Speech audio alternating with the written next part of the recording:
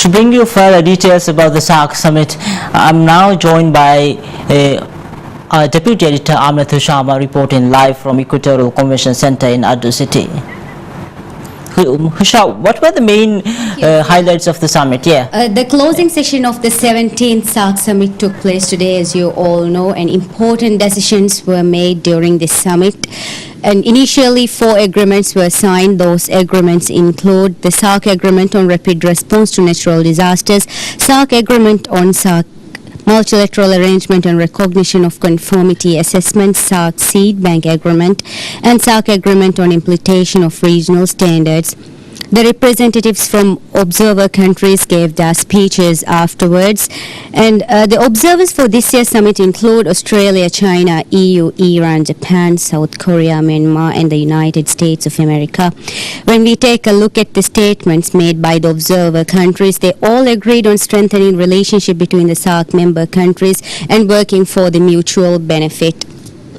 Highlighting this last session of the 17th SAARC Summit, the leaders agreed to direct the SAFTA Ministerial Council to intensify efforts to reduce the sensitive list as well as reduce non-tariff barriers to trade. Particularly, the Republic of India has decided to reduce the sensitive list for least developed countries from 480 tariff lines to 25, and with immediate effect, India has given zero basic customs duty access for all items removed. SAARC nations have also agreed to direct finance ministers to chart a proposal to allow more financial flows and investments. They have also instructed the Secretary General to ensure the final preparations for the Indian Ocean cargo and passenger ferry service that are to be completed this year in December, so that they can speedily launch the service. They also agreed to conclude the Regional Railways Agreement and to convene the expert group meeting on Motor Vehicles Agreement before the next Council of Ministers.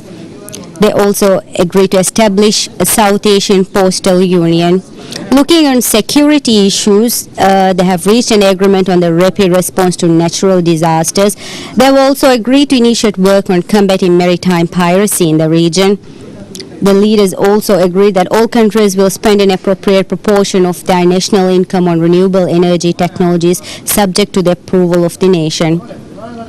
Looking on the decisions made on good governance, they have agreed to convene an expert group meeting to discuss a regional mechanism to empowerment of women and promote gender equality in the region.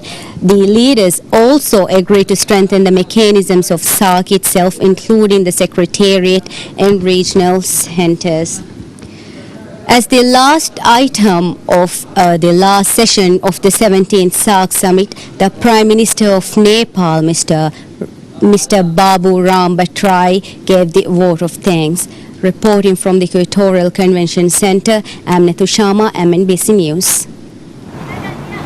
Thank you, Hushama. That was Hushama reporting from Equatorial Convention Center in Ado City.